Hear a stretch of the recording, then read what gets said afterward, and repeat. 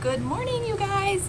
Wanted to pop in here. First of all, give me a thumbs up if you guys can hear me. I have the humidifier going in the basement, and sometimes that's super loud.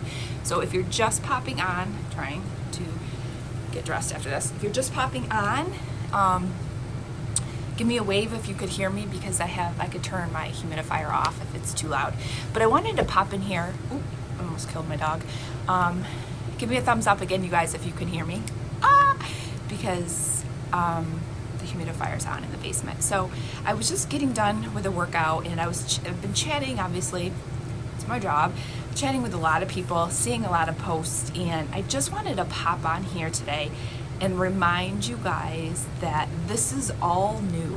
What is happening right now is unprecedented, and no one knows, no one understands. There's different viewpoints. Like, it's just unprecedented. And I see a lot of people struggling, and I feel that they are struggling because they are thinking they have to know it all, they have to figure it all out, and it's got to be perfect. And newsflash, you guys, it's not going to be perfect. This is all new territory for everyone. Like, for our kids and their milestones they're missing, and husbands working at home, wives working at home, people going to work, the essential workforce, and being nervous and fearful about what they're walking into a hospital and having to face. Deaths that are occurring, not even because of the virus, but just natural life processes, and people can't have the funerals, and teachers having to navigate, trying to online teach and feel like they have to know it all, and it's got to be perfect. And I feel like if we all just give ourselves a little grace and give everyone else around us a little more grace too.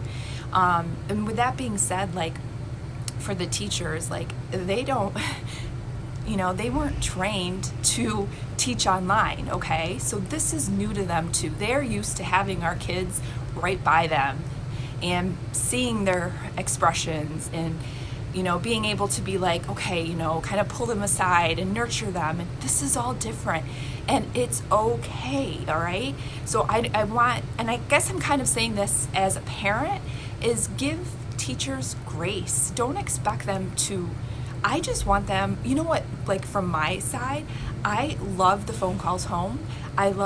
The other day I went to pick up the lunches and breakfast that they give us in this community, and I saw one of my seniors' teacher, and I was like, oh, hi, I'm Zach's mom. And he's like, oh my God, I just saw him yesterday on the Google Meet. It was so great. That warms my heart. I don't care if my kid learns one more lickety split thing the rest of the year. I want them to feel loved whenever they, and cared for and missed. And it's that connection. I want their teachers to share that with them instead of feeling like they need perfection. And the same thing with, inside the house, relationships. You guys, this is all new. Everyone's emotions are off the chart. Everyone is struggling with something. Everyone handles things differently. Everyone is used to leaving the house and going to meet friends or have a hobby. So you have to, be a little more patient, especially with the people in your house. It's okay if you need to get in the car and go for a drive by yourself. You communicate that to your people.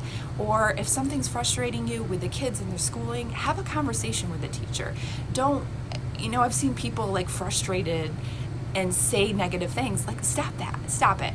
And the other thing is, stop sharing the doom and gloom. Stop sharing the worst thing. And if you share something, I'm going on a little pedestal here, a little soapbox.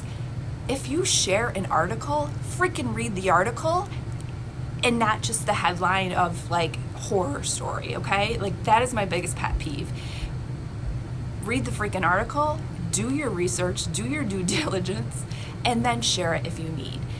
But here's the thing, Facebook's not freaking the news, okay? So Facebook should be coming together, in my opinion, and sharing what's going to get us through. How are we going to be social during the social distancing? How are we going to remain positive? How are we going to make each other laugh? Not how are we going to freak each other out? Ooh, this is scary. Let me share this. No, let's be smart about it. Stop with the negativity. Stop with demanding perfection from you or anybody else. Stop, jumping to conclusions or jumping on those emotions, and kind of sit with them and think about them for a little bit, and what we should start doing is focusing on the positive, the joys of every day, focusing on moving your body, focusing on making healthy choices. We can't control a lot, but we can darn well control our health. How do you want to emerge from this in 30 days? Do you want to sit on the couch and laugh and be like, here's another bag of chips and a bottle of wine? Like, what is that going to serve? What purpose is that serving you? You keep hearing in the news, in order to fight illness, you should be healthy. If you can control that, why the hell would you not control it? Everyone's freaking out about washing their hands and toilet paper. How about you move your body and control what you can? Like, I can control getting off the couch and those endorphins and happiness and cooking a good meal and going for extra walks and,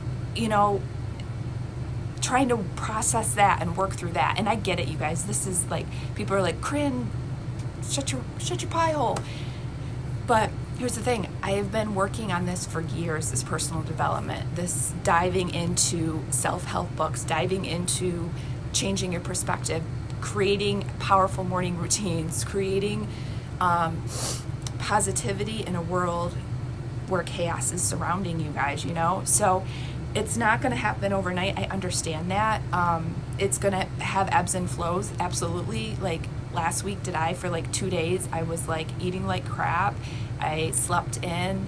And how did that make me feel? It made me feel worse, honestly. It made me feel worse. It made me exhausted. It made my stomach feel like crap, and it didn't help the situation. So what I can control right now is my morning routine, is my powerful routine. I get those endorphins flowing, as you can tell. And then I can go and tackle the rest of the day. And I've got, some things I do in the afternoon to try to like pick me up again, because it gets hard again in the afternoon.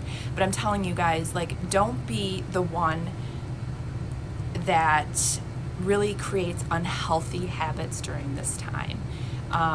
Shoot me a message if you want some like personal development book recommendations, or you got a question about my morning routine, or just whatever it is. Like, I am an open book. You message me, I will be like, yes, this is what I do. I've got several different groups available, different options depending on how you if you just want to check my community out for free, or you want to try a 2-week trial, or you definitely need workouts and you just want a private group, we have one totally off, actually 2 groups totally off social media. And really, focus on, again, you guys, stop with adding to the fear, stop with the complaining, stop creating unhealthy habits that aren't going to serve you. It's not going to do anybody good. It's not going to do you any good in 30 days, God willing, that we can emerge from this in 30 days. It's not going to do you any good to sit and eat Oreos and drink wine and not exercise. Like, that's not okay.